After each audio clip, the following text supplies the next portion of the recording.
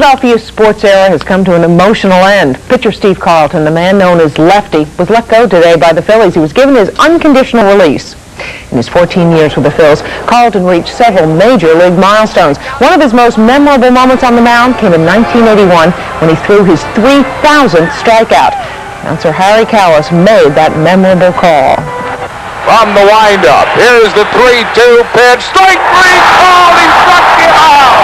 There it is, number 3,000 for the brilliant left-hander Steve Carlton, and the fans are on their feet.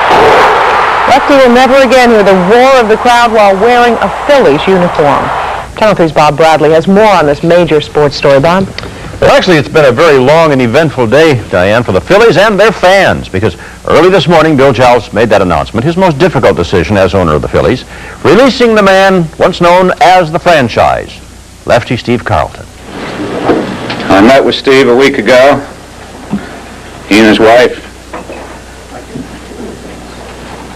at their apartment downtown. We discussed his retiring. He convinced me he still wanted to pitch.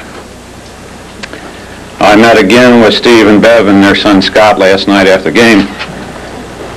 He convinced me again that he still wanted to pitch, but I was convinced it was not in the best interest of the Phillies for him to continue pitching for us.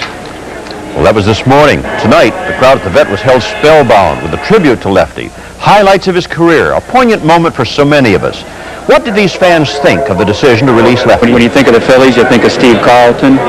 He's given us a lot of thrills over the years, and we're going to miss him. Well, I was really upset. I think that he's given the Phillies a lot of time, a lot of hard work, and I don't think they should have let him go.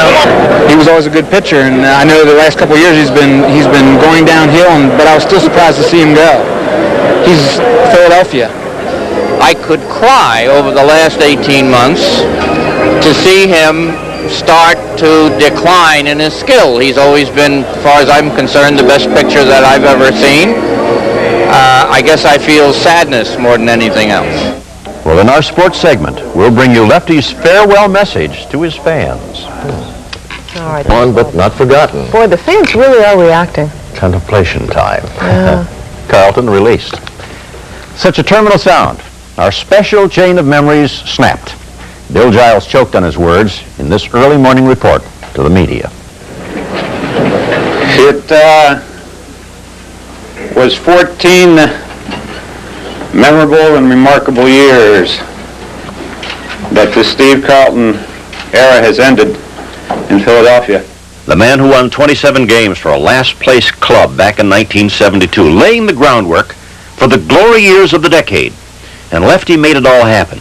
Well, tonight, we relived some of those moments at the Vet with his special presentation by Fanavision and the highlight, a farewell message from Lefty. To my teammates, I wish you good luck, the talented group of veterans. In conclusion, my deepest thanks to you, great fans, and the city of Philadelphia. Thank you and God bless you. Today, we talk to three men who've been very important in Steve Carlton's spectacular career.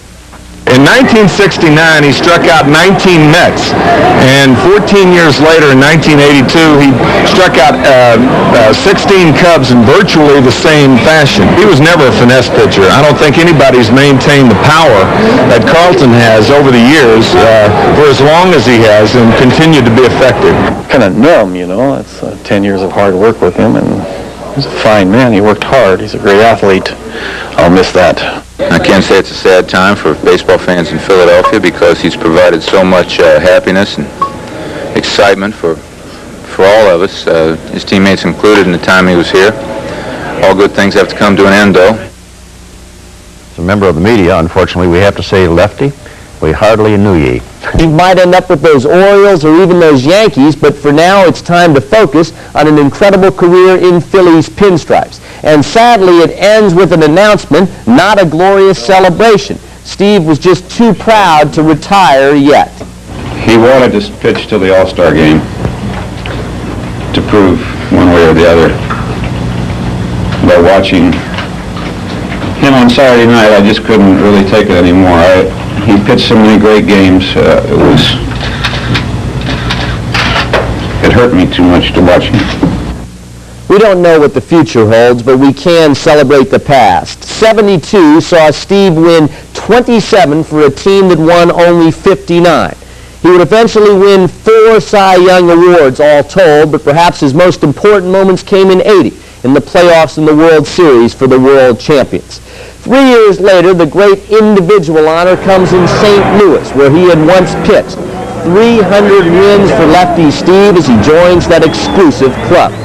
Finally this year, at times the good stuff was still there, but not often enough. The velocity, the consistency were missing, and they had always been his trademarks. Some people agree with the Phil's decision, some don't. But one of the most interesting opinions comes from the north in New York City. Tim McCarver caught Lefty for many of his glory games, and he thinks that, yes, Steve Carlton just might win again. If he does go to a new team, it will probably be a contender. The rumors are that the Yankees are interested. I don't know whether that's true or not. So Timmy understands Lefty's non-retirement. Now a broadcaster, and that puts him in a world where Steve Carlton has always been a subject of controversy. When he decided to become Silent Steve years ago, he sparked an ongoing debate in press boxes all around baseball, a debate that still exists to this evening. Here's Gary Papa with more on that. It was a voice that many of us have not heard in years, that of Steve Carlton thanking the fans. Thank you and God bless you. But in the press box, many of us wondered if Steve's silence hadn't cheated everybody. I agree with that, Gary. I think it would have helped Steve if he had talked to all the reporters, and then the fans would have got to know him a lot better. I think it would have helped Steve Carlton, and maybe a lot of the little leaguers would like to know, how's he throw that slider? Maybe nobody knows but Steve Carlton. What happened? What do you think really happened? A combination of circumstances in which Steve felt he was treated unfairly by some members of the press, plus some incidents involving his personal life.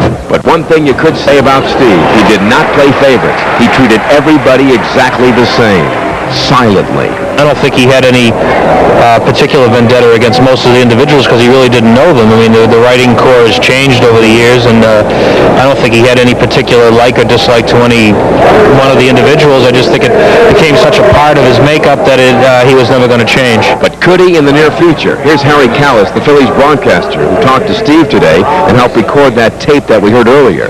I think his career certainly should be documented because it was a great career, and eventually we're still hoping that will happen. But we do ask him, and we do talk to him, and he'll kid and say, I'll go on with you tomorrow, that sort of thing. But of course, there are no more tomorrows for Steve Carlton and the Philadelphia Phillies.